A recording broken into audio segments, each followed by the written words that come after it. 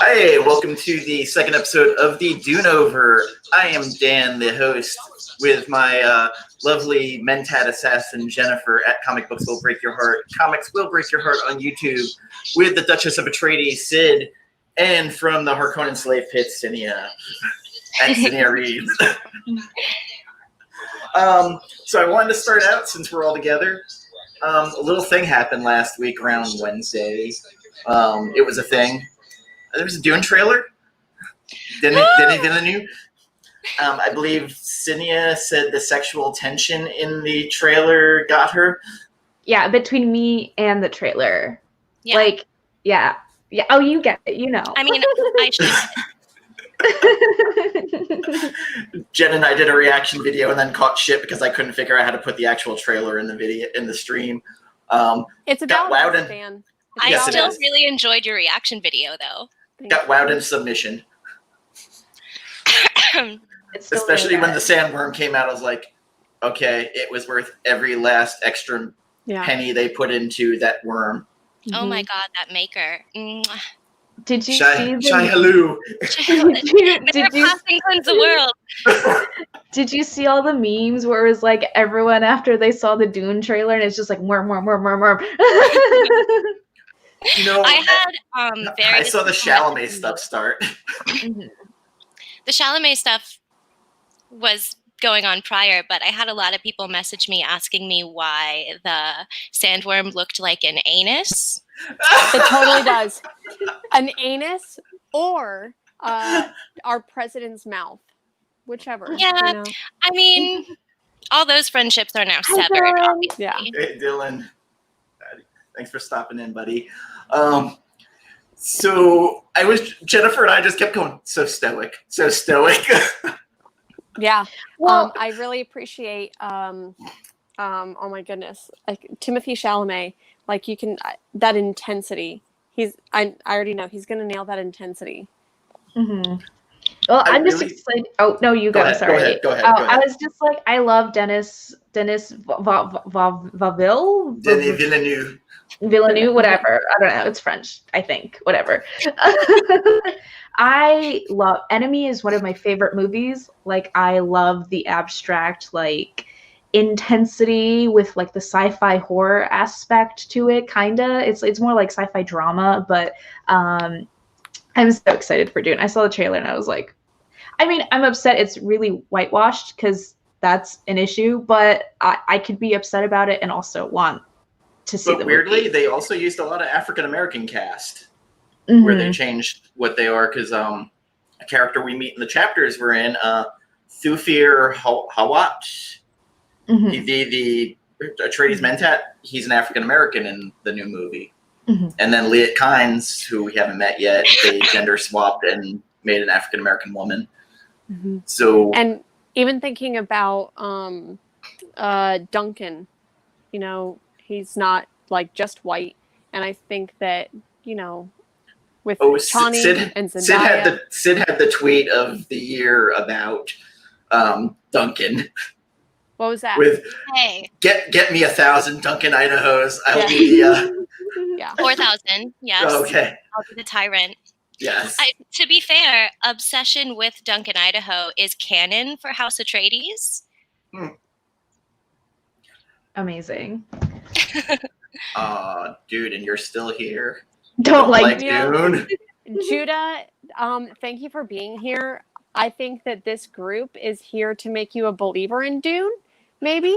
Because I know, Cidnya, you were not a fan of Dune when you first started reading it, like at all. Like, yeah, so it's actually funny because like where we stopped reading, like these, like that's where I stopped reading. Like I stopped at like page 60, like dead end. Like I was like, that was the no point for me.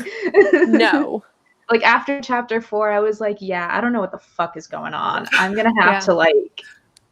But like now I get it. I've been enlightened. Well, like I compare it to like the band Rush, where you're gonna hear a couple of songs you don't like, but once you find that one you like, you're just like, fuck yeah, Rush.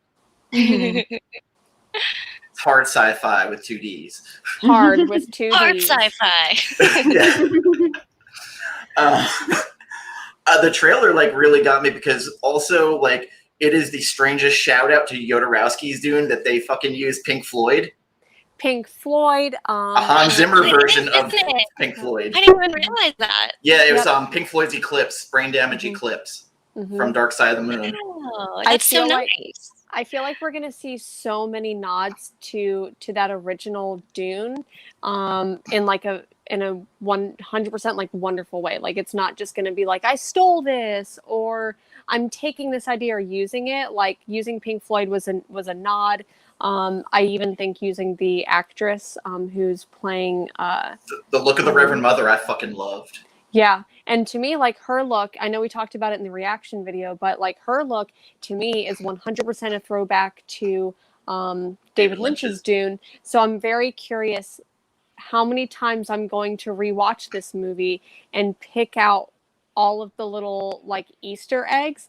And I'm definitely like 100% going to buy it so I can watch it at home and just like pause every couple of seconds and look every single shot, every single still shot and be like, oh, that's from this. Oh, that's from this. Oh. Speaking of, it got pushed back to 2021 because Wonder Woman moved into its spot in December. I'm so sad. They could literally just release it like video on demand, but they're cowards and they're weak. They're no, cowards. this is one on the big screen. I need IMAX. Yeah. Like I need the Yeah. whole. Well, I'm gonna take the day off and then like we're gonna do a reaction video afterward. Yeah. I'm sure. That does like it makes me upset that they are not doing it this year because I feel like that was like, okay, at least Dune's coming out at the end of the year. And I have been one of those people, like several coworkers were like, so do you think it's still going to come out this year? And I'm like, fuck yeah, it is. So now I'm wrong. And I don't like that.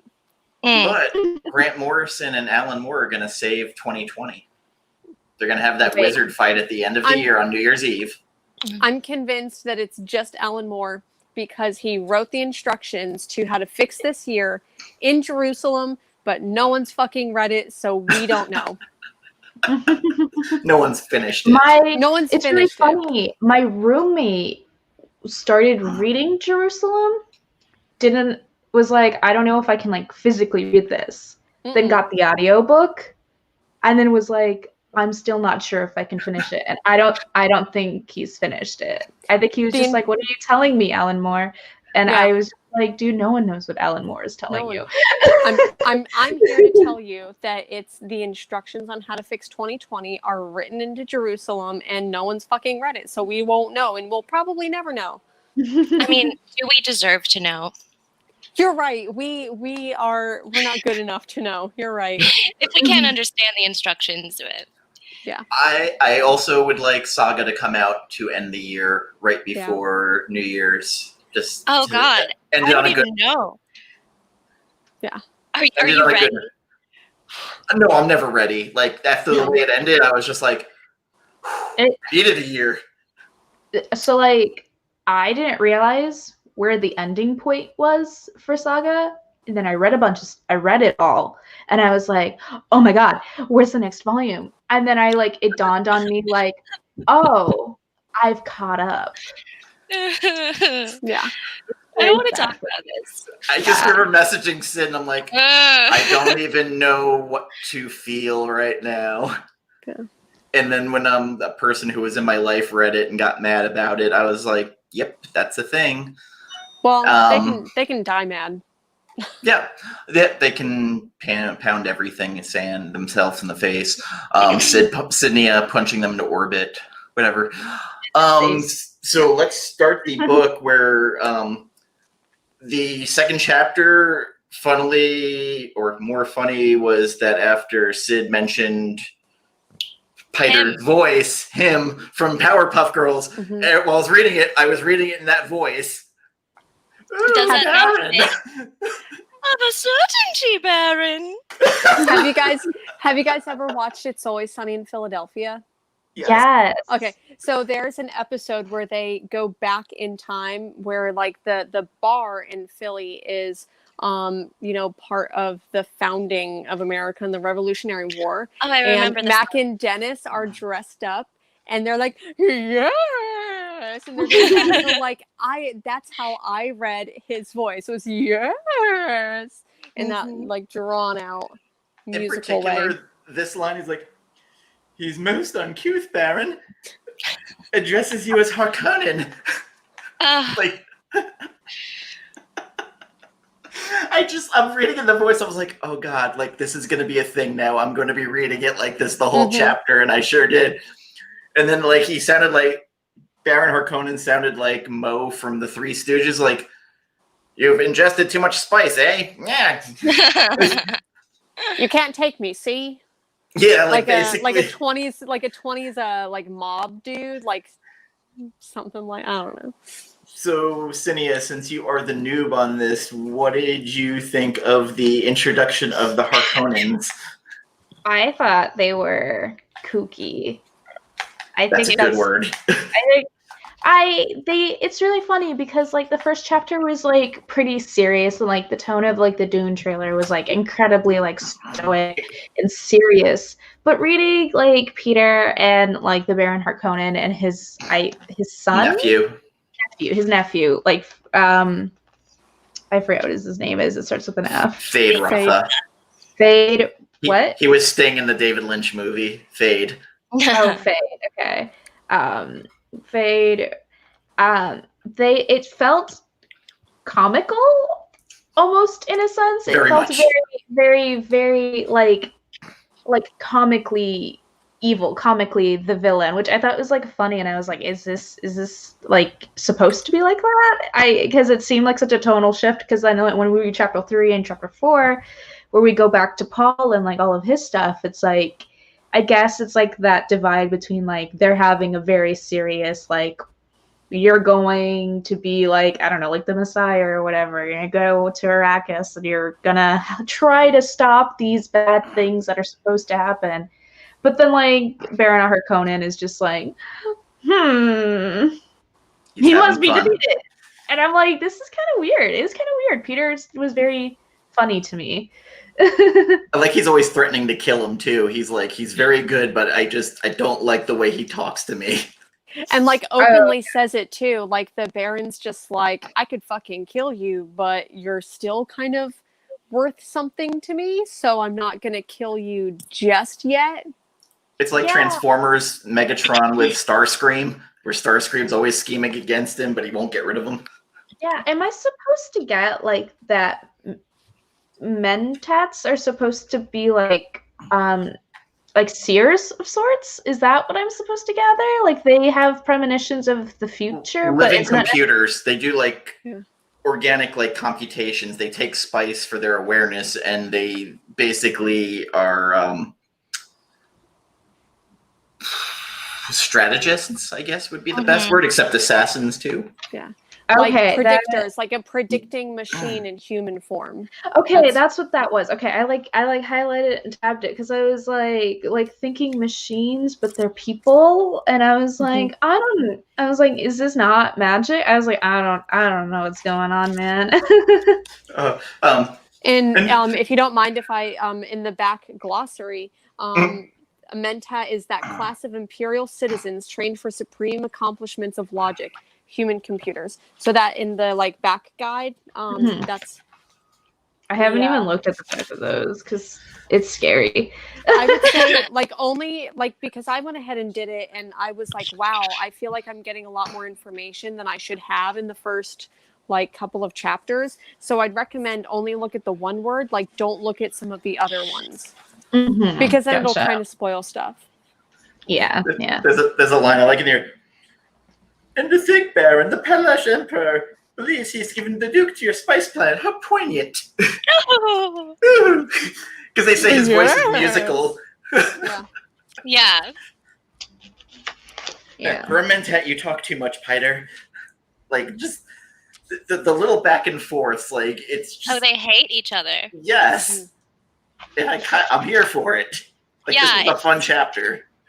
One thing that I really like about the selection of chapters that we read this time in particular is you see like the huge divide between House Harkonnen and like their behavior with each other, and then House Atreides. who's like a family, you know, like normal fucking people that care about each other and are living their lives. And then you have the fucking Baron, who's like this comic villain. He's like super and they're arch. always threatening to kill each other. And even Fade Routh is like, he's like, why do I have to listen to these two people argue? I don't care about this. Meanwhile, you have Paul like having an existential crisis with his whole family. Thank you, Judah. One thing about the Baron that like I 100% understand, like he's the villain, right? However, in the books and a little bit more in the movies, it's coded that he is queer and he is also a pedophile.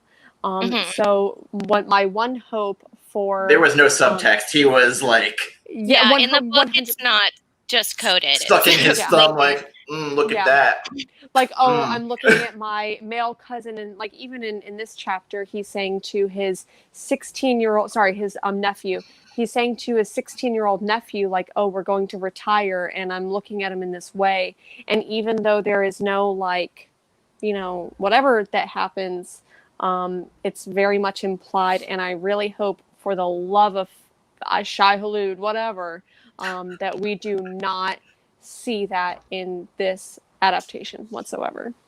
Yeah, that'd be rude. I don't think anyone would do that. That would just be a bad end up with this crazy like docking scene with them, like spaceships docking. Sorry. I went there. I'm sorry. Yeah, but even in this chapter, he mentioned Paul's body as well. He's like, oh, it's a shame we have to kill him because he's kind of sexy. Yeah, he's got that body. Can I have Lady Jessica? I was like, sir, that's a whole 15-year-old man. Yeah. Oh man, just wait. But I was just like, Piter, he's like, but I get Lady Jessica, correct? Yeah, that was kind of weird. Like promised, like entitled to a female body. I was like, y'all can rot. Yeah. I mean, she could kick his ass. Yes. Oh, yeah, without even like, you know, just using the voice. Yeah. Also, we'll get from like chapter 4. Yes, Andrew, do it. Can I read it? Consider yourself forced. Do it. In chapter 4, when Paul is like talking to the head Bene Gesserit, like Mother Reverend again, like he's very protective of his mother, and he feels very upset that like I feel like if Peter ever tried anything, Paul would probably just stab him with those weird knives that they have. That back and forth between him and the Reverend Mother, I thought was awesome in that second part about the dreams. I really, really liked all of that. And I actually really liked the fighting scene that followed up afterwards. Infected with terrible purpose again goes there. That line came up, yep. I really like, it seems to me, the now that I'm like reading it a second time, it seems like Herbert is a very big fan of like cycling. Like, here's a tidbit in a few chapters, here it is again, but it like recontextualizes and also like emanates what you're supposed to be following along. And I think I really like that. I like his writing style, I've decided. By the way, when he's talking about the dream of Chani, I think that's what we're seeing in the trailer. Oh, where the girl with the blue eyes with no pupils. Yeah, I think that's what we saw in the trailer. What was it? Chapter 4? Was it 4 was with Gurney? 4 is the Atreides boys. Yeah. And speaking of that, I liked how, or was it no, because it was chapter 3 was with the Reverend Mother and his Jessica. Okay, so then chapter 3, whenever he's talking about the dream to the Reverend Mother, and he makes this comment about, and maybe I just didn't realize it before, and it was in my brain, in my like mind's eye, from watching the trailer and thinking about like the makeout sesh that him and Chani have in the trailer, and he says something about, he says, this girl, and he describes her, says, tell me of your homeworld, Usul. And he's like, I don't know what planet that is. And now I'm just realizing maybe she's talking about me. And like, I love that because, you know, you mentioned these like cycles and this like to me, it's almost like an onion, like a blooming onion from Outback Steakhouse or whatever. And there's just layers upon layers to peel, and like this makes me appreciate the writing even more because of things that'll come. And I know that's kind of spoilery alert, but you know, I just had to say it. I'm actually appreciating it as a group read now because we're all kind of finding different things that like were kind of like hitting us now, which I haven't read this book in, I'd say, 10 years. Yeah. It's been a while, and I forgot a lot of stuff. Yeah. I actually read God Emperor most recent because... Why would you do that to yourself? Of all the books, Dan. So I can explain it because I watched The Grim Adventures of Billy and Mandy, and they had a God Emperor episode where Mandy became the God Emperor, and she kept squishing little Billies. So I ultimately I would love to go back and like reread because it's been a minute since reading Dune Messiah and like the following ones. Children of Dune, Dune Messiah, and then God Emperor. And I think the one kind of I don't want to call it a blessing in disguise, but that's the only phrase that the silver lining of the movie being pushed back is that it gives us more time to like actually read it before the movie comes out. So, you know, for everyone watching who is now going to read it, I'm talking to you, Judah and Andrew. You have enough time to catch up on the couple of chapters that we're doing and to read it before the movie comes out. And maybe we'll actually get a chance to read the next ones too. And also, if you're watching this, I'm calling your ass out, Gambit. You said you were going to read chapter 1 and come on last week, and you failed. You know, and when I passed out, it would have been helpful because you're the closest. Yeah, I was like, how do I contact you? My phone number's Ty. I can't call anyone. You'd have to message them on I was Facebook. like, oh, you might see a kitty. She might. That's okay. She's sniffing. If I'm just letting everyone know. I'll bring my kitty on stream, and they can like they can have a date. They could have a date. I don't know. It was threatening to make my cat vegan. It's not a threat. I know, he makes his own choices. He makes his own choices. If he wants to choose a healthier lifestyle. He'd turn on me. I know he'd turn on me in a minute. I know he 100% he'd turn on me in a minute. She's an animal whisperer. He'd be like, this dude just gives me kibble. I'm not down for it. I don't know. There's also the aspect of me that performs medical procedures on animals, which they don't necessarily appreciate. He'd probably just be like, whatever, I'm just here. Don't touch my stomach. Oh. Enough of cat talk. Cats of Dune. Back to Dune. So I love the part where Jessica's like, the Reverend Mother, the tears coming down her face, that disturbs her more than anything else. Mm-hmm. And now they're openly talking about Duke Leto dying. Yes. Yeah. So you guys are really beginning to just edge me with Duke Leto. Like every week I'm reading chapters and he just still waiting. But yeah, openly talking about the fact that he's doomed. And that everyone knows it, and that he knows it, and we even get that later with the Atreides boys. Like you see how all-encompassing this knowledge of like Duke Leto going under is, and that's one thing that stuck with me about the trailer. The only thing that I thought, having seen Duke Leto, was that he looks really sad, and I really liked that. I feel like that's fitting, you know, like he knows that he's kind of walking into his doom. They kind of talk that it's a trap. The whole planet's a trap. Oh, yeah. And I think is it Thafir or Gurney? I don't remember. They mentioned that, like, you must not discount the planet itself as an enemy. Thafir. Is it? Yeah. Because that would be, you know, incredibly dangerous. Like, you have to realize, like, the danger that you're walking into, not just with this Harkonnen death trap, but with, like, the location as well. This boy's back's to the door. Yeah. Yeah. Boy.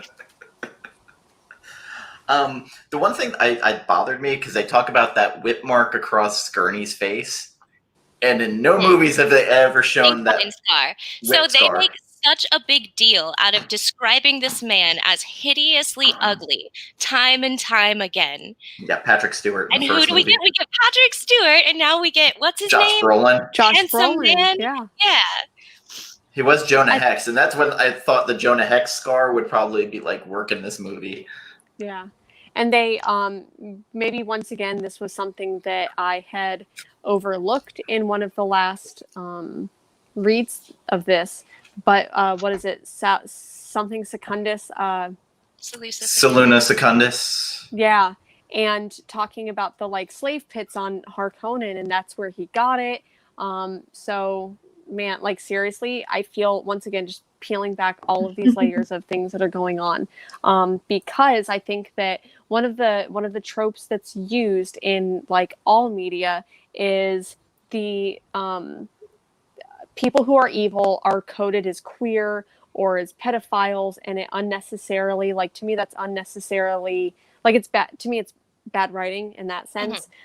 So to me, I hope that they leave out any pedophilia, anything like that in the movie, and focus on building him as a villain because of these like Harkonnen slave pits. Like that's what I'm hoping they focus on more.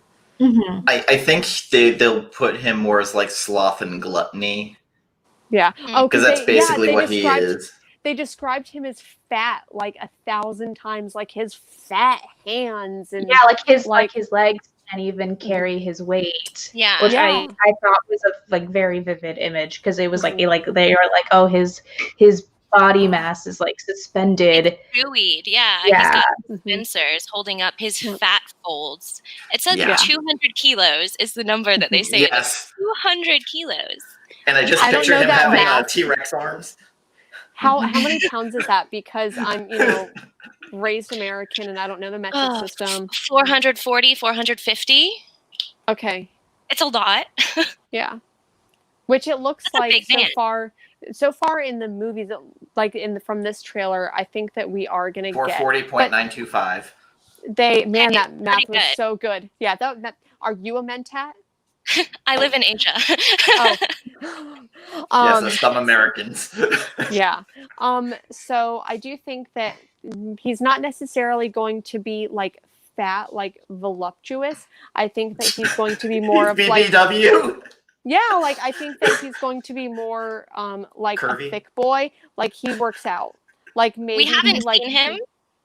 We did in the trailer for a minute. Did we? Yes, they showed Stellan Skarsgård for like his face. Yeah, for all of 2 seconds he was there.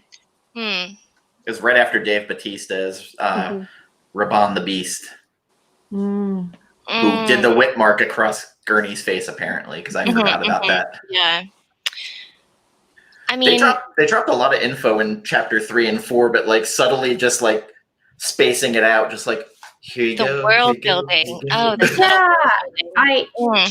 chapter 4 and like the repetition of, because like even in the first chapter, like we got, I think in the first chapter we still kind of got that like, oh, Paul, you shouldn't like walk around with like your back exposed kind of thing, and like kind of returning to that in chapter 4, and like the repetition of it as his teacher, whose name is Gurney Halleck. Gurney Halleck. Gurney Halleck. But yeah, okay, I just got confused because they refer to him more with his last name, I think. Oh, well, there's 2 of his mentors are in that chapter. There's Severe Hawat and Gurney Halleck. Oh yeah, no, I just he fights Gurney. Like they refer to him as Halleck. Okay. So like the names kind of confused me because like it's like they say it's a full name and then they refer to them as their last names, and I'm like, wait, what? So is Gurney a bard in D&D parlance, or is he a? Oh, for sure. Okay. I say no. College of the Sword Bard. I hate bards. That's just a personal preference when I play D&D. So I say no, but yeah, I'm just gonna go. No, you go. No, you go because you have more of a point. Oh yeah, well, I was just saying that like, and in chapter 3 with the Mother Reverend, where she's talking about like what makes a good ruler and how you need to be careful, and that like not everyone is looking out for your best interests and stuff like that. I was like, I smell backstabbing. That part was in the trailer. He'll lose that planet, but he's Mhm. got this planet. He'll lose that too. Yeah, Oh so yeah, I kind of most of the trailer was just that chapter. Yeah, wasn't pretty much. I feel like when I was reading that one of the parts where he's with the what did they refer to him as? Not a bard, but a it? A troubadour. troubadour warrior. Yeah, Yes. a troubadour warrior. It made me think too, in a weird way, Game of Thrones, and I can't remember his name. Tom but of the Seven dude- Strings. Not Or Tom. Tom- Actually, Seven not Tom of Strings. Seven Strings. It Lemon wasn't Cloak. him. No, nope. Hold up. The dude that hangs out with Tyrion. Silver. No, he was something Silver Tongue. No, the dude who hangs out with Tyrion. Braun. Bronn. Yeah, Yes. I don't know why, but like I got this like weird like feeling with Not Bronn. as funny. Not as funny. Well, no, but I still think that like I could see him being like more laid back and, you know, with the ladies and all of that. When Paul goes, "Hey, my mom wouldn't like that baughty song you're singing." Yeah. Yeah, so I kind of got a vision of that, and my cat says hi. So is Paul the first emo in literature in sci-fi at least? No. Because he's Really like not the first. the boy's moody. The boy's in a mood. Okay. Mm. It's really interesting how they talk about emotion in this book, and It's like bad for you.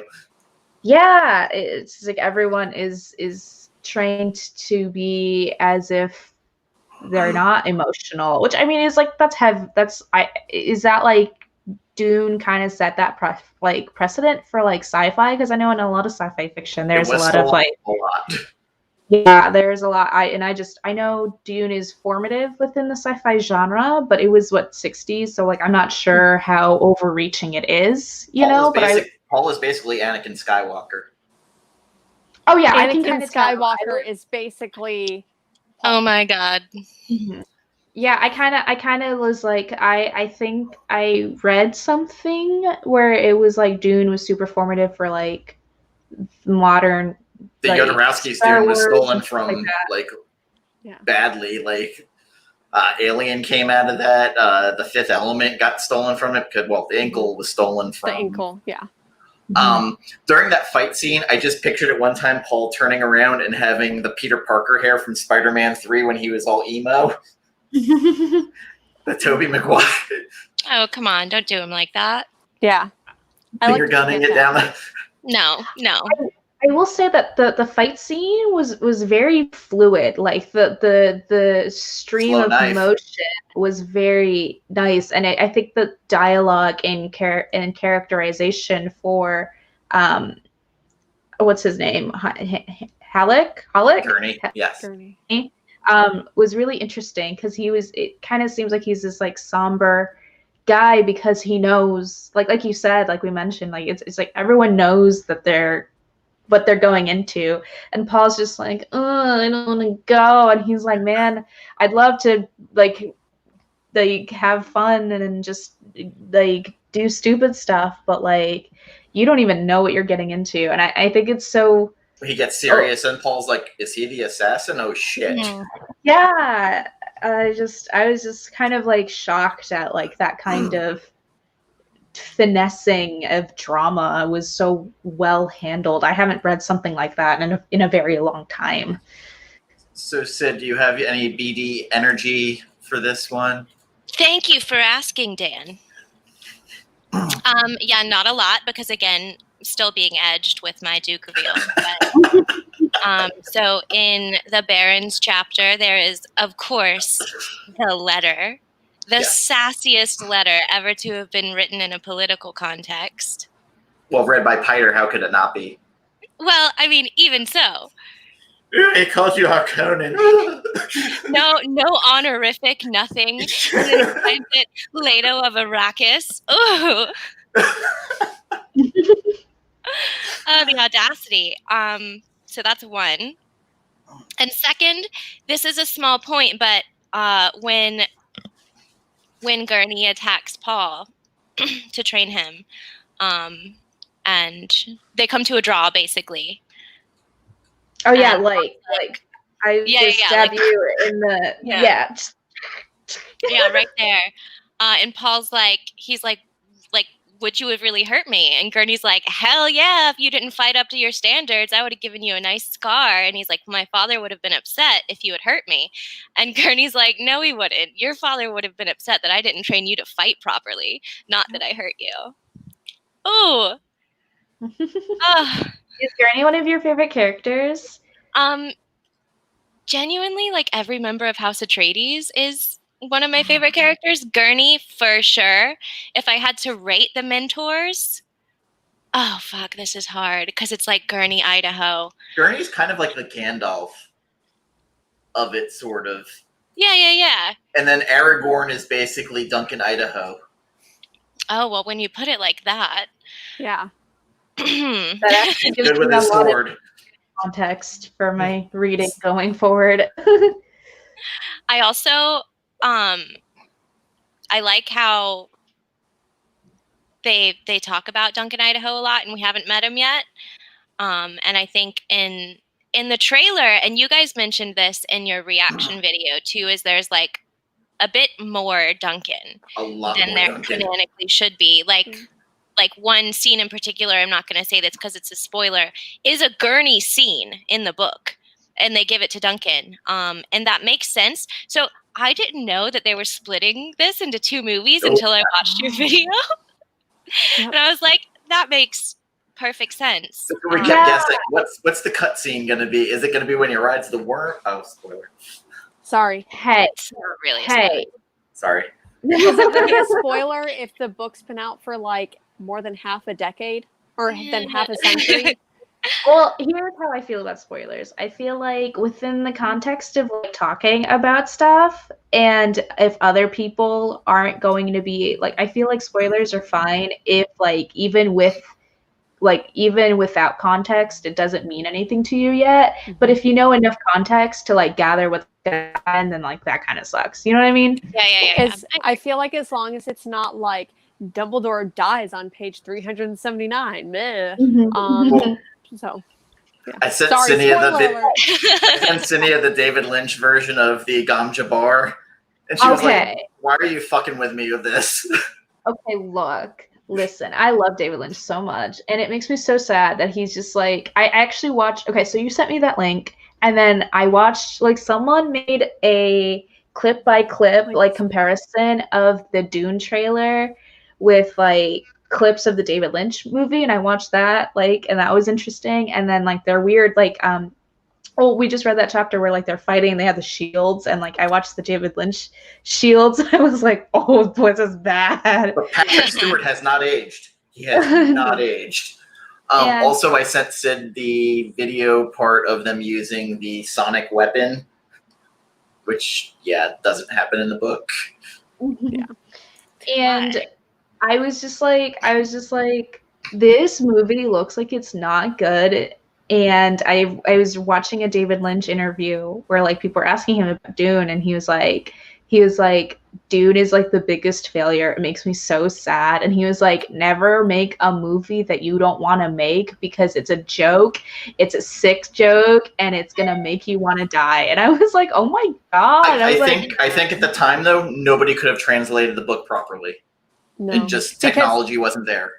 And even thinking about the Jodorowsky version too, like as much as I would have loved to see something like that, to think of like a 14-hour movie done by someone like that, there is a point where it's like if Jodorowsky had made the first adaptation, it probably also, in all reality, people would have hated it and just like there would have been a riff tracks. Yeah. Oh, 100%. I do think that I was about to say this earlier, because I think we have, in our brains how all of the characters are played, I think that we should act out a chapter and do the voices. What character do you want to be? Oh, I don't know. Because I feel like you should at least I need to know, Jen. I think that you should at least do... No, seriously, like, you should do Piter. Oh, yeah. Oh, yeah. Yes. So, like, you know, even if, like, we just go and do, like, the first chapter or, like, the first, you know, what we've already read and just act it out, I think that would be hilarious if, you know. Community theater Dune? Like, is that what we're doing? Dune theater. I mean, I'm on board. I was born ready for this. Table read. Yeah, do like a table read of it. Yeah. Can I also play Dr. Yue? Yes. Just because I want to shout. Never mind. That would be such a huge spoiler. I would end up reading him as George Takei. Oh my. Oh. That's really good. Yeah, that works for Yue. So I'm taking notes. I'm into it. Yeah. Long live House of Atreides. I'll play Duke Leto. I'll make it saucy. See, Yeah. Gurney to me would be Sean Connery. Yeah. I see it. So, boy, never leave your back open. He's like a little bit messy, isn't he? A little bit. He's meant to be. They describe him. I don't think I could sing a song like him, though, in the Scott. Oh, there was a Harkonnen woman. An ugly lump of a man. Yes, that was the term That is a direct quote. An ugly lump of a man. Let's see. What do I have in my notes? Oh, there's a really good Reverend Mother quote from, I guess it's chapter 2, isn't it? When they're discussing Jessica's choices. Yes.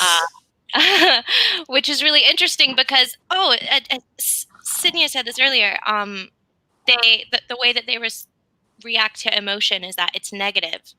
Mm-hmm. But this entire story was all caused by Lady Jessica's emotional decision to disobey the Bene Gesserit, right? And have she had to give the Duke a son. He wanted one. Wanted a son. You're goddamn right.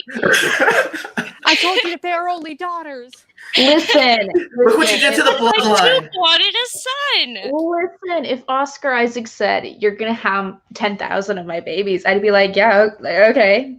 Yeah, done. Like, let's try. I mean, I don't know about birthing all of them, but you know, we can have 10,000 attempts whenever you're ready. Literally watching the trailer, I was like, "There's a lot of Duke Leto in here. I feel like this is just for Syd." It was all beard shots.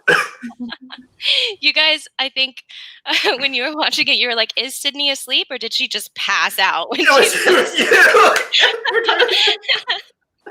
It was a near thing. I was totally into your life there. Well, I remember you replying to Sydney going, "I have a personal problem. I'm horny." Yes, I remember that. I will be aroused for the coming months. I love and adore your replies. Like, it's just, I'm reading it, I'm going, this is great. This is just great. Look, I keep it on brand. We're big about our brands here. But we got off topic. So the quote that I wanted to mention, also on brand for us. Yeah, right. She says that. Jessica says that she's very lonely, and the Reverend Mother says it should be a part of the test because humans are almost always lonely. Mm-hmm. In 2020, I feel like this is applicable. You've taught the way, but has he learned the voice? Mm-hmm. Oh, yeah. And she even advises her, you have to go out of order with the training. You got to step it up, girl. Mm-hmm. Awesome. Oh, Reverend Mother. Yeah, the Reverend Mother opened up here where she's like, I don't approve, but we've all had this want. She's also breaking rules. Like, you see these women making these emotional decisions, which, their entire collective is based on not making these emotional decisions, right? And pulling these strings, and yet here they are. Chapter 2. Jessica breaks rules left and right. Ooh, bad girl. Okay. I have serious. Okay, so I like the world building stuff is like interesting because there's a lot of information that's kind of like breezed by. That's like buried underneath like all the stuff we talked about. Like these, for lack of a better word, I'm gonna say like prophecies or like things that threads that are eminent and that are tragic for these characters. What the heck is like Chome? Like they make mention of it. Is it like a political You're not collective? meant to know yet. Like you as a new reader are not meant to understand that yet. It's basically like Wall Street, where like the emperor owns 59% of it. I think they say at one point. Yeah, it says the emperor and his friends now command 59.65% of the Chome dictatorship's votes. Certainly these small profits, and likely as others smell those same profits, his voting strength will increase. It's the pattern of history, girl. And then Jessica says, that's certainly what I need right now, a review of history. And then the Mother Reverend's like, oh, the imperial household balanced against the federated, like, great houses of the Lancerat, and between them the guild with its damnable monopoly of like interstellar transport. And I was like, what it's all just on page 36. And then they just start talking into like how Duke Leto is just like destined to fail, but like we're gonna try have faith in Paul maybe. And I'm like, wait a second, you just dropped so much stuff in like 2 paragraphs. That makes no sense to me at all. Emperor Shaddam is basically Donald Trump. Oh, I disagree. To Cidnya, to answer your question, if you go to your handy dandy terminology of the Imperium in the back, it's an acronym for combined. It still doesn't tell you shit. Okay, listen though. Combined Honnet Ober Advancer Mercantiles, whatever the hell that means. The Universal Development Corporation, controlled by the Emperor, and great houses with the Guild and Bene Gesserit as silent partners. So I don't know if like that, it really doesn't give you too much information, but you know that they're this like global, I would maybe almost even say Google, like the way that Google has a monopoly over, it's not necessarily a product, but the product is information about us. This is how important and entangled in our lives, like this corporation would be. Or Walmart, wow. Maybe like Walmart or the, who owns Walmart? The company or this Walton. Sam Walton or something like that. Walton. So to me, like this would almost be something like Amazon or Walmart, but like on a bigger global scale. Mm-hmm. So the Reverend Mother has the best "fuck you, goodbye" I've ever heard. Goodbye, young human. I hope you make it, but if you don't, well, we shall yet succeed. Yeah, I really liked that. Sassy. It is so sassy. I also feel like it's such a testament to probably one, her age, and two, just like the dire situation at hand. Like they know what's incoming. They know that their attempt. It's like she's like, I don't know if it's even worth the effort because I don't know. I don't think you'll succeed. But Jessica, if you want to do that, like that's you, girl. And I was just like, oh, okay, Miss Mother Reverend. I totally can picture Diana Rigg from Game of Thrones, the Queen of Thorns, playing this role had she not just died. Yeah, rest in power. Yes. Mm-hmm. Also, when Thufir is talking about Arrakis, and he's talking about how the sandstorms can just like rip your bones and the sinew from them, like your skin off your bones. Yeah, like even the marrow from your bones would leave because of these winds. Like he really paints a picture of how fucked up this whole like planet is. Mm-hmm. And as much as there's a lot of Fremen there, like, more than they know. More than you know, and you know, especially with Paul, who probably thinks at this point, like we're getting this planet, we're being given this planet. This is a good thing, but the scheming of it, and it's like, well, we're giving you this planet, and it's a trap, and here's why. So I think that he's excited about it, but he really doesn't understand how dangerous it is. Ooh, and you don't want to be in a room with a Fremen because their still suits stink. Yep, because they recycle their own water. Their own like sweat and everything. Mm-hmm. Well, I mean, their they live urine, on a desert planet. Yeah, But like it's interesting that like there are these concepts of technology that are like pretty like advanced and stuff like that, but like are still like not as crazy sci-fi as like other pieces of media. It's a very interesting like dichotomy there. It's like there's this advanced technology that these people have where they recycle all of their bodily waste and stuff like that because they don't have access to water. But like also like we can't have like human computers anymore because that's crazy. Like Yeah. like it's really interesting. I think I mentioned it in the last video, but like whenever I think about the technology, it's very like steampunk, right? And even though this was written in the 60s, the technology was futuristic, but there's still this like pulled backness, and you know, there's a reason why. The Reverend Mother telling him the 4 things to rule, where she has her hand closed into a fist, with the learning of the wise, the justice of the great, the prayers of the righteous, and the valor of the brave. But all of these things are as nothing. I highlighted that. That was pretty badass. Not gonna lie. Unless you know the art of ruling, right? Yes, and she's like, and he's like, "Do you see no hope, Your Reverence?" And she's like, "Not for the Father." Oh. A knife in my heart every time they say that. They're like, there is no hope for the Father, nothing for the Father. And it's weird because even like earlier, like the Harkonnens, when they're just laying out the whole plan, like I was like, so there's no suspense in this. Like they're just like, here's what's happening, reader. You know what's happening, so those are you don't know how it's happening.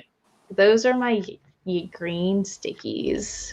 Of all that, oh, this is I sticky noted the Doom mostly because I would love to, like, when we get to the parts, if they do occur, I'd want to be able to see specifically what was said and then like what actually transpires, like the foreshadowing of what's. That's a good idea. It's not even like foreshadowing. It's like not even just like alluding to it. It's straight up saying like this is an going outline. to happen. Yeah.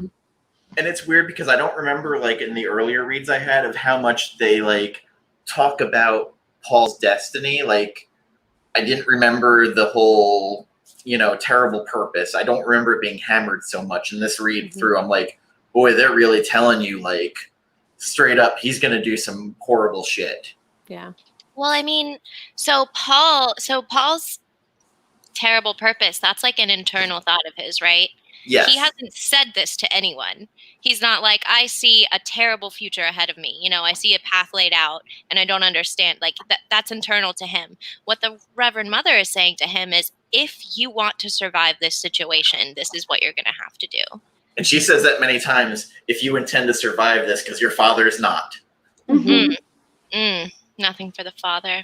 It's so funny, like how all of these characters like repeatedly try to get through Paul's head, like it doesn't matter who your dad is, it doesn't matter that you're like the son of a duke, it doesn't matter that you're like being trained in magic, because like soon he's gonna be gone and you won't have anything to your name besides yourself. And I think that's so funny that it's so hammered in, and because he's 15 he like doesn't get it, and he still is snide to like the mother ever, and he's still like overprotective, and he's like he like when you mentioned Syd, like he's like, my dad would be upset if you like cut me, and and like, everyone is trying to hammer into his head like, your dad's gonna die, dude, and like you're gonna need to like survive and self-sustain on your own. And I they're just like Jen said, it's just like so many layers. It's just like so much to think about and just so few pages.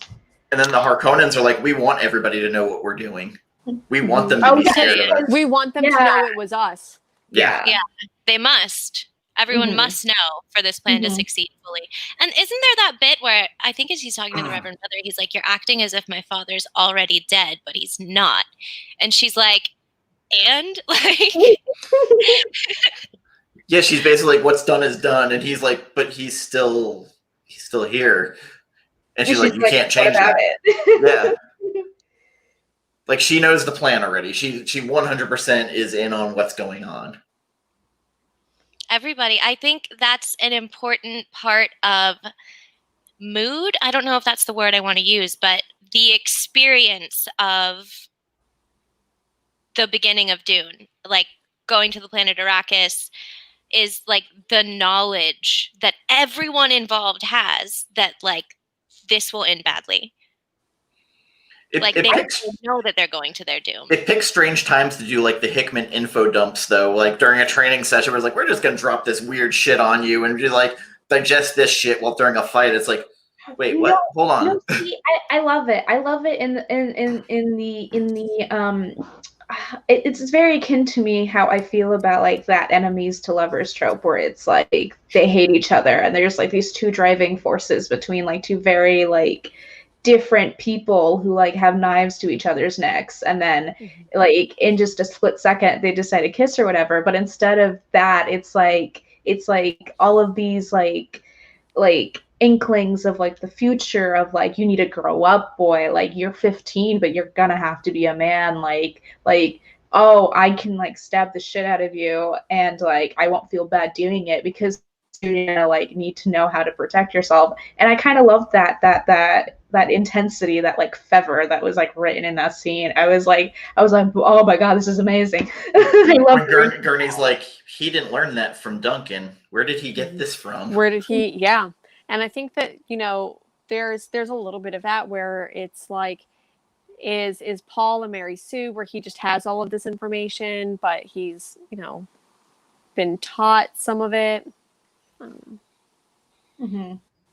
feel Luke Skywalker is more of a Mary Sue probably than Paul, because Paul actually has to go through some dramatic shit to get to where he is, where like, you know, Luke's just when you like, say dramatic though, like when you think about like Luke's parents and I don't know. I still think that there's a little bit where Paul, I would consider him a Mary Sue. I think going alongside your lines, I think as a new reader, it's very easy for me to pick up on like, oh, this is like token white boy savior, like token like magic. He's the anime protagonist. Yeah, like this is a sci-fi isekai, you know, kind of thing. Like he's literally being transported into a different world, so to speak, and learning how to exist there. But when he exists there, he is automatically deemed like the protector, ruler, or whatever. Like it is very, maybe it's because I've watched so much anime that like maybe for me it feels like that immediately, you know, from the get-go. No, you're not wrong. Yeah. And then it becomes dances with sandworms. Something that I think is interesting that Cidnya just mentioned about like the dynamic between the Atreides mentors and Paul. Like there's obvious love for him, right? They're family. They love him.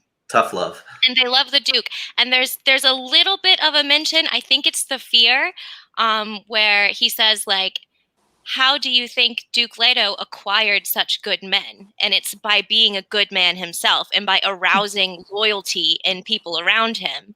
Like you see that with the way that these men talk about Duke Leto, because we haven't fucking Gurney was saved from the slave pits. Yep. Yeah. They are politically loyal to House Atreides, but they're also emotionally loyal to each other, as I would say family members, you know? Like, they both love Paul, and they realize the need to not fucking coddle him right now, you know? Mm-hmm. Like, Gurney's like, yeah, I would have cut you, boy. That comes from love, you know? That comes from a place of, like, deep love and affection, I think, and that's... Oh man, there's so much stuff. Like it's impossible to unpack it when the Reverend Mother's talking about how you must be able to speak the language of the place that you're ruling. Like these are languages that Paul's learning now, right? You see, like he's got to learn like the political aspect of this, but you also have to, like the Duke, be the kind of man that naturally arouses this loyalty from people.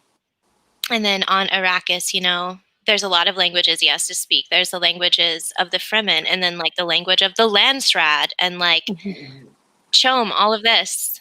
That was one of the lines with, I think it was the Reverend Mother of, you don't learn the language, you learn the language of the planet. Mm-hmm, mm-hmm. Yeah, and like not that was a key line. There's a line, and I can't remember where it is, but it talks about, man, and I wish that I would have because it went back to me talking about the like ecology of it, and it talked about the being a willow in the wind, and that whenever like the storm comes along, like whenever you bend, then that willow or that the reed ends up bending a little bit and then creating more. And then so to me, like that speaks to the mindset of building an army, and you don't build an army necessarily by remaining rigid, that you do it by being flexible, and you do it and you end up attracting more people to you, and then you can stand against the storm. I'm going to take a few seconds and see if I can find that, because like that was the line that spoke to me. Syd, chapter 7. Chapter 7, the Duke shows up. Oh. Oh, but for Jen, I think that's probably around page 50-ish, because I tabbed this little line that said, she said she meant the language of the rocks and growing things, the language you don't hear just with your ears. And I said that's what Dr. Yue calls the mystery Dr. of like, Yue. Yep. And it kind of goes on, and then they kind of talk about like the people and like the soil of the new world and like all of that stuff. So I would think, old woman said about a world being the sum of many things: the people, the dirt, the growing things, the moon, the tide, the sun. Yeah, it has to be probably around there. In the ebook, it's page 44. It's probably different in the real book, but she says that which submits rules. Yep. And then she explains about the tree. Chapter 4 is 4 pages long. Oh. Whew. It's Dr. Yue. I accidentally read it. Oh, it's Yue. Excuse me, chapter 5 is 4 pages long. Yeah, it's a Dr. Yue chapter, so I'm Dr. Yue. Wait, are you, Dan and Syd, are you both reading on an ebook, and then is me? No, and I'm reading on an older. Oh, an older copy. Okay, gotcha. Yes, a one from my old store that we ripped the cover off of, and I got for free. Oh, cool. Because this, for some reason, Dune always ended up on the Barnes & Noble Books for the Beach table, which I always thought was the biggest comedy thing. Like, someone has a really horrible sense of humor. Well, okay, I went to Barnes & Noble a while ago, and it was like summer fun time reading, and it was like beach read, blah blah blah blah blah blah, but like dead center was like 2 copies of House of Leaves, and I was like, who the fuck? Who did this? This is a joke. Yeah. It's like, well, I was always like, someone's got a real joke, because they're like sand, Dune, beach reads, awesome. Well, if it wasn't for Frank Herbert going to the beach and going to the beaches of Florence, Oregon, there would not be Dune. So there Jen is with the history, with the lore. Thank you. So if it wasn't for the beach, we wouldn't have Dune, because he went to the beaches, was going to do a story about the dunes and the ecological effects. So, that's why maybe someone knew. I wanted to meet the buyer for that table, because I wanted to ask them about their sense of humor, because every year we'd get it. I'm just like, this is not a beach read. Like, literally, this is a book that you don't read on the beach, because it's so damn heavy, where you're just gonna be like, is there a sandworm coming? Like, worm sign. Yeah, worm sign. Oh, I do want everyone to know. So, like, this is what my copy is like right now, from reading and writing and tabbing and stuff. This is it. And I want to track every episode how my spine is looking right now. Right now, it's pretty fine. I mean, there's like some edgy stuff happening. Don't talk about edging. There is some edging happening. You're correct about that. But there is a presence of a small little line, like right there. By the way, I am impressed that you managed to tab everything, reading it today and doing it after doing your biology homework. Yeah, that's commitment. It's the English major in me. It's virtually impossible for me not to. Everyone's always like, why do you write in your books? Why do you highlight? And I'm like, how else am I supposed to understand things? I'm 100% there with you. And as much as like I love books, and like to me, books are sacred. But I think that whenever we treat books like this, it means that they're well loved and it means that we love them. Like if they were pristine and they sat on our shelves, then did we really read them? Did we really love them? And like whenever, yeah, like, you know, it is what it is. But I also dog-ear. Whenever I give books to someone, because I remember when I was like younger and I'm like, oh, books are sacred. They have to be like in perfect condition when I give them to someone, perfect condition when I get them back. And I think one time, like, I got really mad at a friend because I lent her a book and it came back destroyed. And then I was like, why am I mad? She loved it. She enjoyed it. So now whenever I give books, I like give it understanding that they're going to come back in worse condition and that's totally okay. Or I give it to someone knowing that it'll never come back to me, and that's also equally as okay. Yeah, well, I also feel like a book like this, I like I said with like when I tabbed all of that, like I'm sure there's going to be more mentats for other houses that we will see, and like even just between like the Harkonnen and like House Atreides, like I'm sure there's going to be more info dumping eventually. It's all tighter all the time. And like I want to be able to like remember things. I want to be able to go back. I don't want to be like, oh, where was that thing? Like I genuinely love putting effort into read, especially like in a group read like this, into reading where I can really just like think about things. But I don't do it for all books, you know, only some books. Did you like, read the excerpt from Muad'Dib's book? Oh yeah. Okay, I was wondering with Alia of the Knife. We got an Alia quote. Yes. I'm saying Alia of the Knife. Oh, that's my girl. Alia is a thing. Like she is fucking nuts. Oh yeah, she's a crazy bitch. Love her. She is someone I'd end up dating probably because reasons. I also just my bad habits. Back there. I need everyone to see my bookmark. Very cute. I love it. I think I have a pen one. Oh. So just like a quick little breakdown. So chapter 1. So far, chapters 1 through 4. Chapter 1, we had the Gamjabar. We had the test for Paul with the Reverend Mother. Chapter 2, we get the Baron. And we learn of their plan. Chapter 3 is back again with the Reverend Mother. And we see a lot of, I guess foreshadowing is the word. Yes. We learn about the Doom more. And then chapter 4, we get the Atreides boys. And then we'll have Fourth Impact. Human instrumentality. Yeah. Oh, yeah. I mean, Shinji arrives on Arrakis. It's over. Paul arrives on Arrakis and they're like, put on your still suit. And he says, no. And everyone's like, get in the still suit. Or whatever it's called. I won't run Unit 1. Is that, oh God, what's that?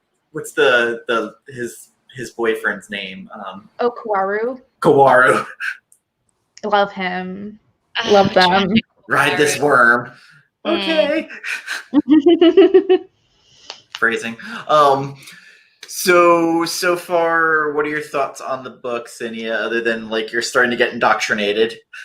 Okay. Listen, this chapter was like where I read it and I was like, I don't know about any of this. But now that I have I think like I said, I think I was just going into it in the wrong context and I really wasn't sure what I signed up for. I didn't realize how long it was. I didn't anticipate it at all.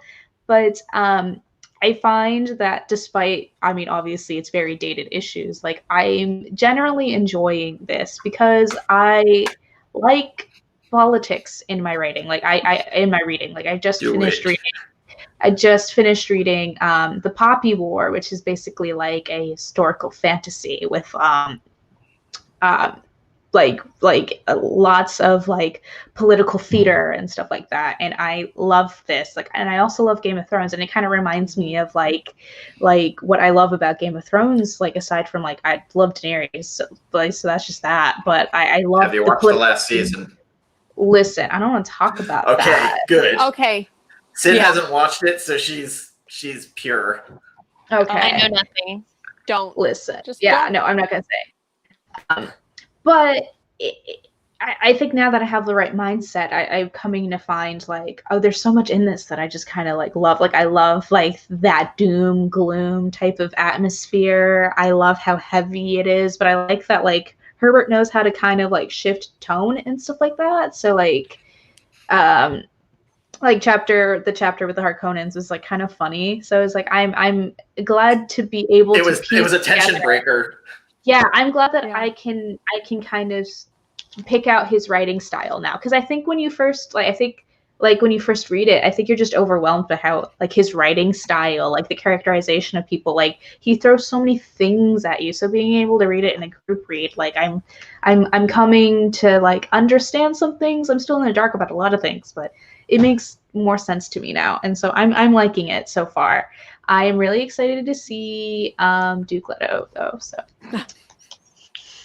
I'm curious how far in advance he had these books outlined, because sometimes like going back reading now and having read all the books in the future, especially up to God Emperor, they'll say certain things. I'm like, I wonder if they're referring to what happens in book 3 or 4. Like, oh, I think for sure this was outlined majority before any of it was penned. And even, like there were meant to be 7 books. Frank Herbert died. His son continued with Kevin J. Anderson. For better, for worse. So, there was enough information for not only the series to be continued, but for the prequels. All of those prequels to be all 1 million of prequels. Yeah, because there was one for each house. There was House Carino, House Atreides, and the House Harkonnen. And then there was the whole Butlerian Jihad with them fighting the thinking machines. There's an entire series about the Machine Wars. I highly recommend and I highly recommend taking a look, if you get a chance, to read The Road to Dune, and it goes into a lot of like how I mentioned that the novel originally like was supposed to come about, and you actually get to read part of the article, and you also get to see a little bit about some of the names for some of the characters are like kind of basic names like John and this and that. I'm behind because that is all right. Yay! So you're not just don't get the one with the guy walking straight line. Yeah.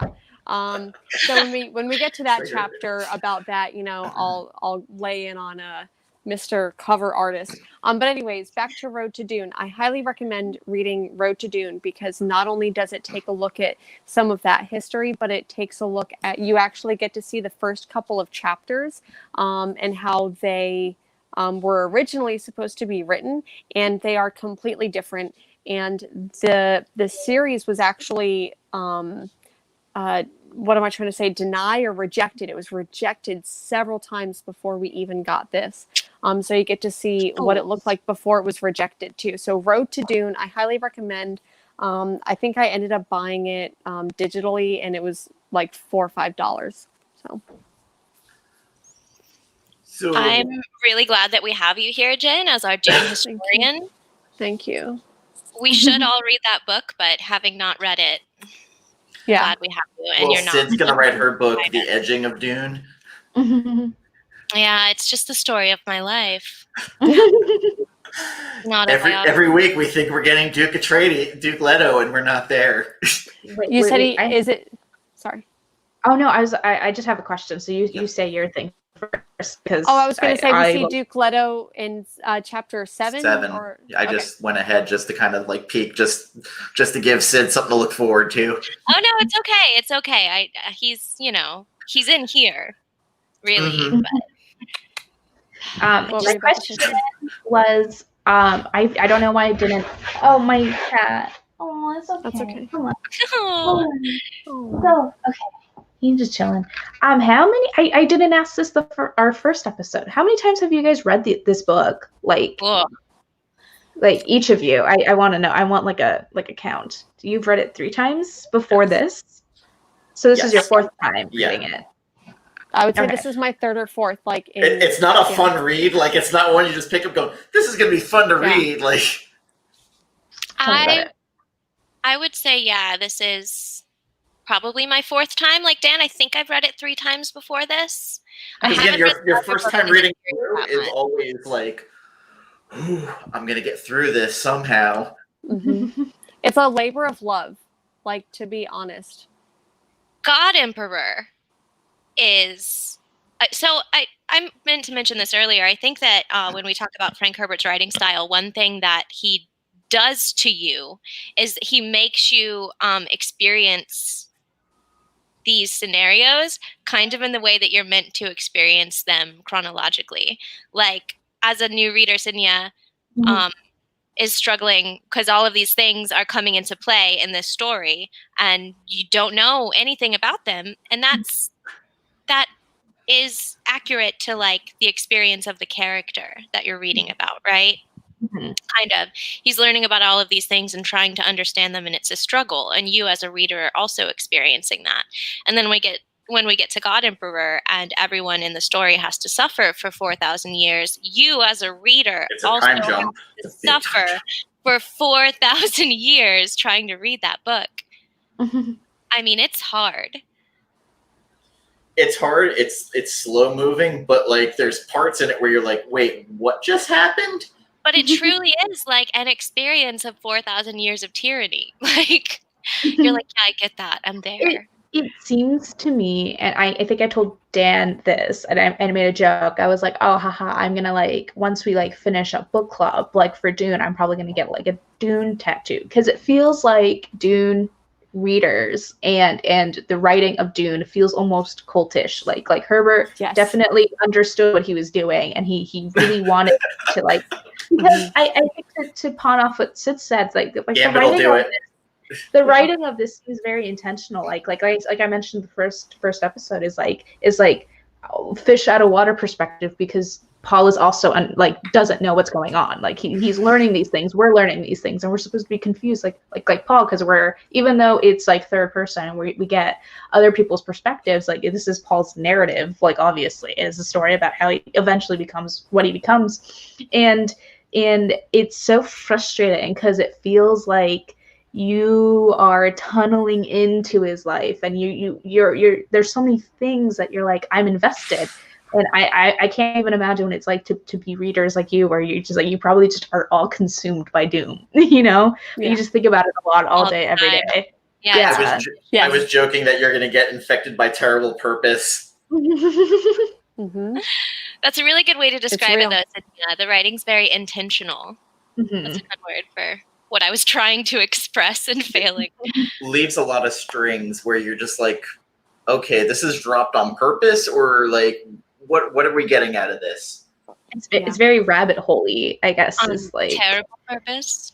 I don't know if you saw in the chat, Cidnya. I feel like you might appreciate this, but Jay says the way you guys are talking about it is giving me shades of Infinite Jest, and I feel like as a reader, I feel like you would appreciate that. Yeah, I hope I'm wrong, because I can't not again. The David Wallace book? Is that David Wallace? Infinite Jest? I think that's David Foster Wallace. Or is that Douglas Adams? No, Douglas Adams was Hitchhiker's Guide.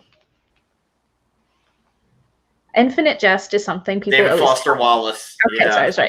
Okay. Infinite Jest is one of those books that I've passed by a lot, and that I'm always like, I'll read that. I'm gonna read that.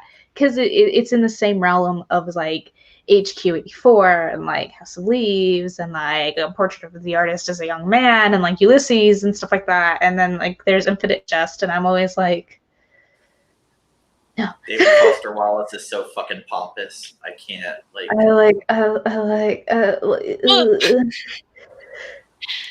So for the next episode, how many chapters are we doing?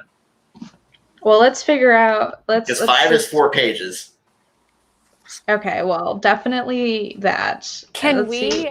I think as a gift to you, Syd, we should get to at least 7. 7. Yeah. So So should we? chapter 7? 7 is a long daddy. Don't put So maybe- yourself out on my account.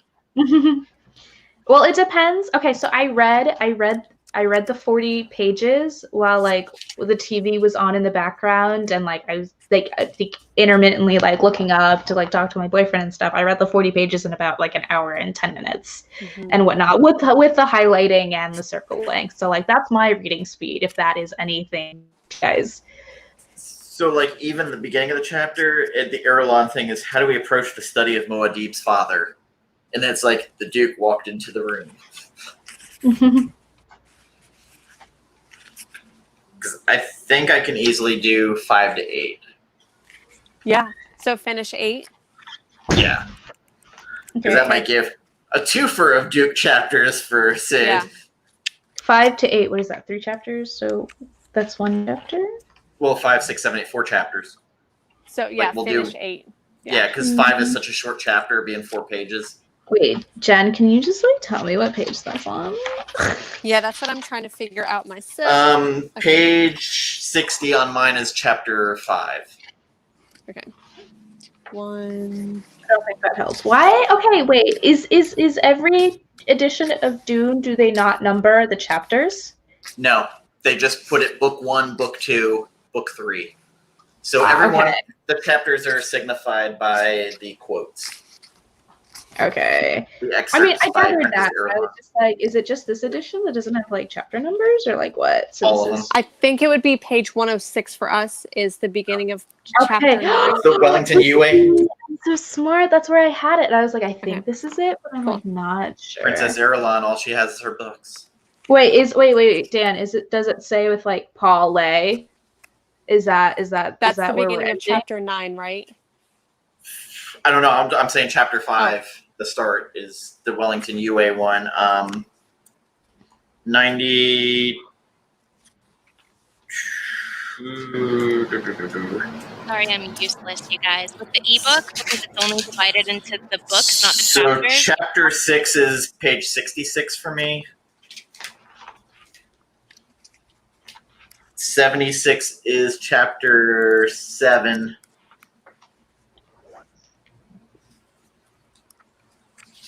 And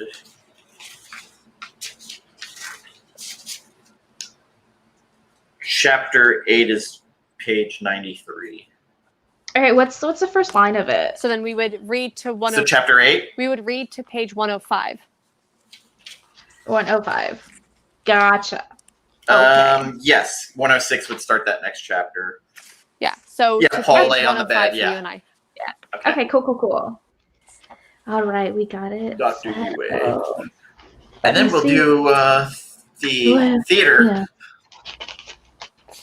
We'll have to pick which to do for. Yeah. I feel like the Piter chapter might be an interesting one to do because there's a lot of back and forth. Yeah. But we need a fourth character. Yeah. And then yeah. And I don't know. I feel like you could do a Reverend Mother. Who, me? Yes, you could do very stern. Yeah. I'll be mean. That's not new. It's like- I'm a baby, so I should voice Paul. Yes, correct. I'm baby, so Yeah, that checks out. Obviously.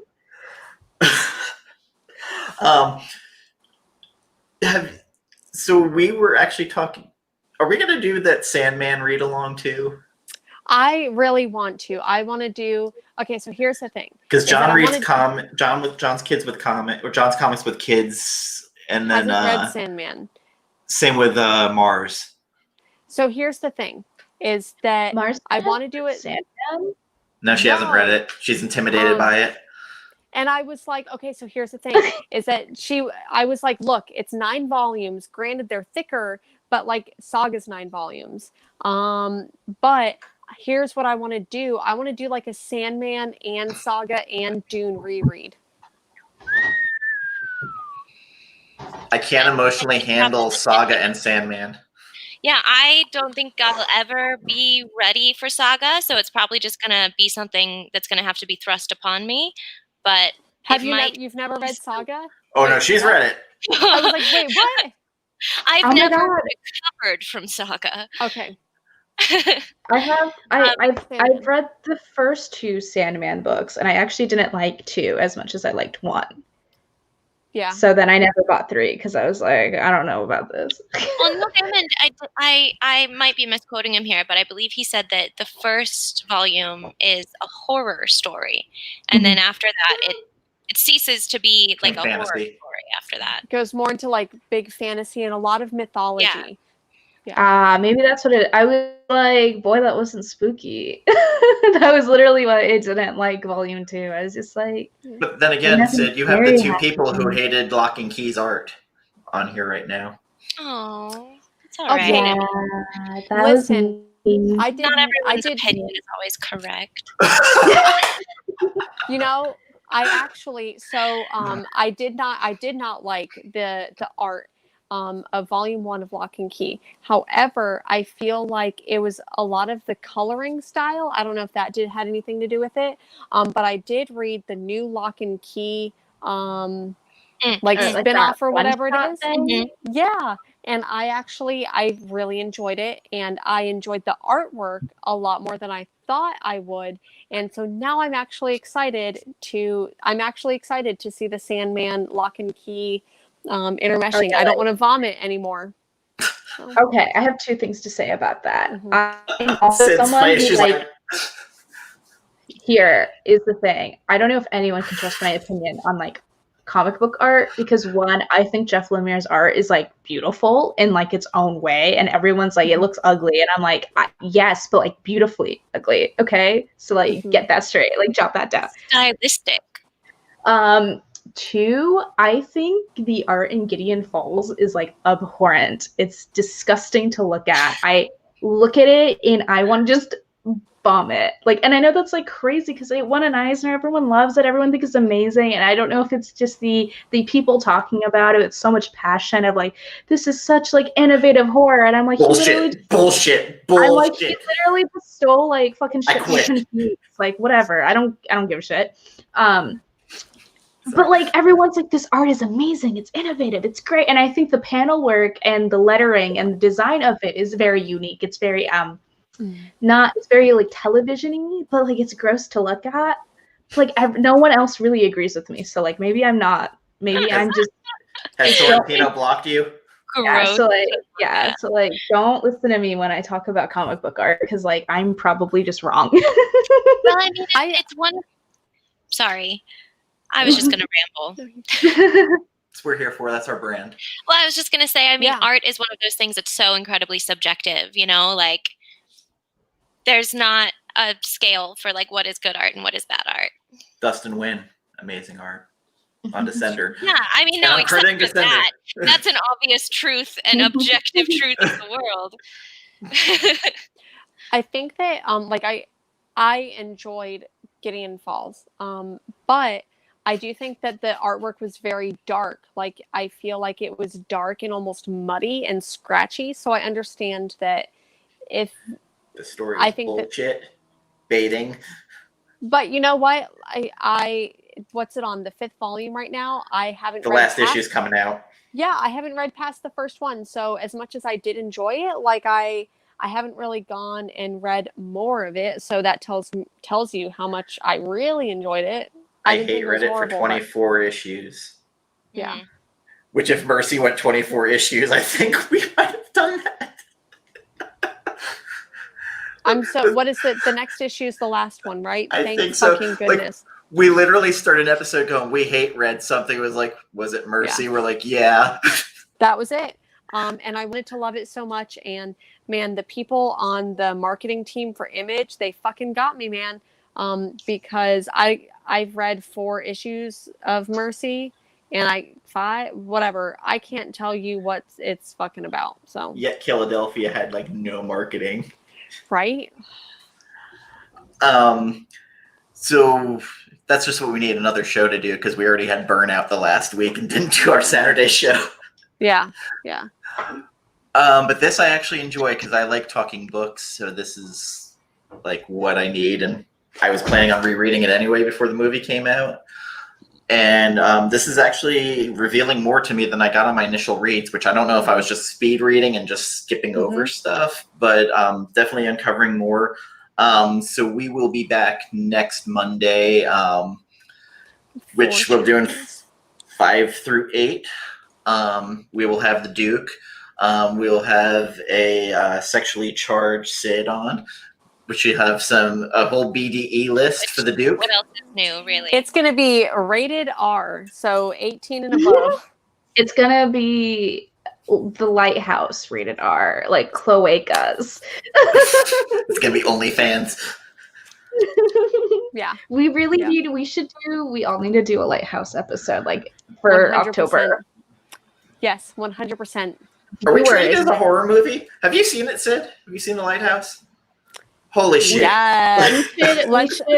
We should do like a break from like Dune reading for like a week to give our brains rest and just like do an episode on The Lighthouse. Save it for Halloween. Mm-hmm. I'm no thoughts, head empty. Only okay. Like The Lighthouse, it's Robert Pattinson and Willem Dafoe trapped on an island lighthouse. I feel like a descent into madness. I feel like it's best to go in it not knowing anything other than that. Perfect. Like, I know nothing. Know nothing about it. I am Descartes. I'll give you my Amazon Prime code so you can go in and watch it because it's on their streaming. Like, sure, yeah. If you guys, yeah, it's an experience. Like it's a all you need to know. That's all. Jen watched it twice. Once inebriated, and next time not. We'll talk about it because it's. To me, like going into it, knowing literally nothing more than you know now, even our reactions, like don't even just, yeah. Jen thought it was a comedy. I feel trepidation and excitement. It's so well, if you like Robert Pattinson, it's something. I have no opinion on Robert Pattinson. I like the Batman trailer. Yeah, nice and sad, nice and tormented. Yeah. Did we see pearls in the trailer? I don't remember. God, I hope not. Jesus no, Christ. Can we leave that? Do we need another fucking origin story? No, we do not. We know what happens. We don't need another origin story. Everybody knows about it. God. Do we need Paul Atreides' origin story? I don't think everybody knows that one. That's what we're reading. This is his his origin story. Duh. It's his going through puberty and becoming a messiah. Just teen stuff, you know. Have you read everything, Syd? Like, did you read the end of the series? Dune. Yeah, like the very, very end, the last book that ever came out. I couldn't get through anything that what's his name, his son wrote. I tried. I made a valiant effort. So you didn't get to the clones. When Chapter House ends like it does, and then you're like, and on to the next. Like the last book was clones, Golas of all of the old Atreides and everything else. Like it was insane. Yes, I love myself a good Atreides Gola. You know that I do. I agree with you. Later the first, later the second, like all of them. So later the second, are we talking like the twin or are we talking the Wow, you guys are saying things and I don't think I even want that seeping into my brain. Yeah. It's really I really don't think knowing anything about later the second would affect your read of the first Dune book. Yeah, but now I'm just confused. I'll have nightmares. There's a whole book of nightmares. There's only one Leto you need to worry about, Cidnya. The hawk-like features. Not the one played by James McAvoy in Children of Dune. Hawk face. Which is weird. That was like one of James McAvoy's first movies he did was Children of Dune. Also, I don't know if everyone on this stream knows about my deep affection for Dick Grayson, but The hawk crest, which I finally saw, the Atreides hawk crest, looks very much like the Nightwing symbol, and this pleases me to no end. I remember joking with you about that with your Nightwing. Like, let's do a Nightwing show, just talking about Dick. Just objectify Grayson. Nightwing for an hour. Yeah. Just like a normal afternoon for me. Let's do it.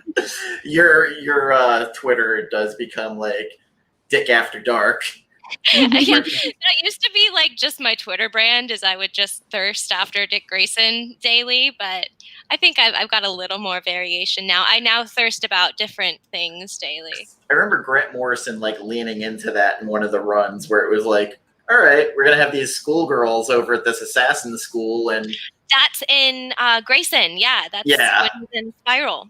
Yeah, it was like they're just all the little girls. You'd be like, look at that ass. Yeah. I'm trying to remember like when that became a thing. Like, I don't remember like when, because like when he was Robin, that wasn't a thing. I don't know if it was Disco Nightwing or later on where all of a sudden it was like, let's objectify him. I think it's just a timeless truth of the world is Dick Grayson's ass. The chronology isn't important. It always was and it always will be. An episode of Dick about Dick would just be an hour of ass. An hour of ass. Oh, you know what we glossed over talking about this episode in these chapters? Spice. Oh yeah, I was gonna mention that, but it was just like one line, so I was like, we'll get to it later. Or the parents like, this damn Mentat's taking too much spice and getting a little sassy, getting emotional. And I was like, he we also don't need to mentions the talk other about fun that. drugs. I do have to say though, and Samuda. my laptop is at 10% battery. Yeah. Oh my god, I'm at 5. Okay, so spice is the cocaine of space. So we're just going to leave it at that, and join us next Monday at 10 p.m., 7 p.m. Pacific as we go through 5 through 8. And we get the Duke. The edgelord Syd will be joining us. Appeased for the first time. So you can find me at comic_chop_news at Instagram, or at Chop Comic on Twitter, which I never use. Syd, where can they find you? On Twitter at Cartoon Syd. Also on Instagram, Cartoon Syd. Cidnya Reads on Instagram, on YouTube, on Twitter, everywhere. That's me. So you're the only one who basically got like all of the social media on like one consistent. It's beautiful. Yeah,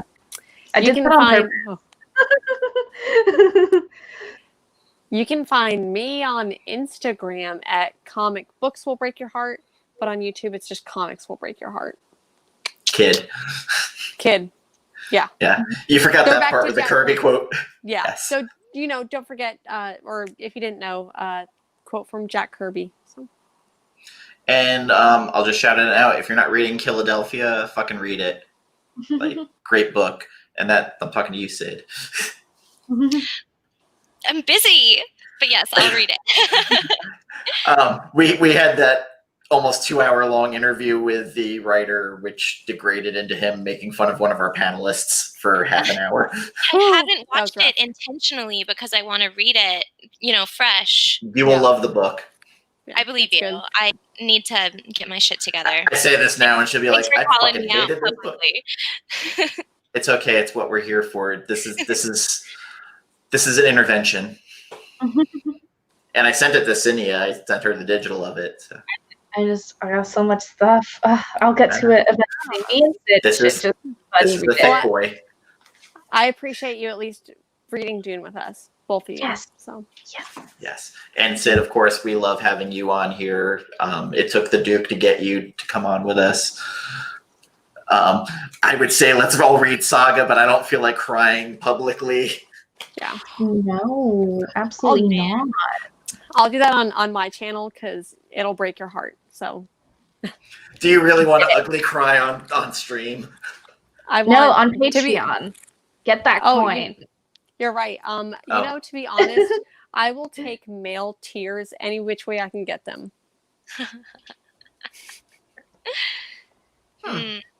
Well, Recycle that water. Bene Gesserit statement. Mm-hmm. you did meet me months ago, so you didn't see them, but you heard them.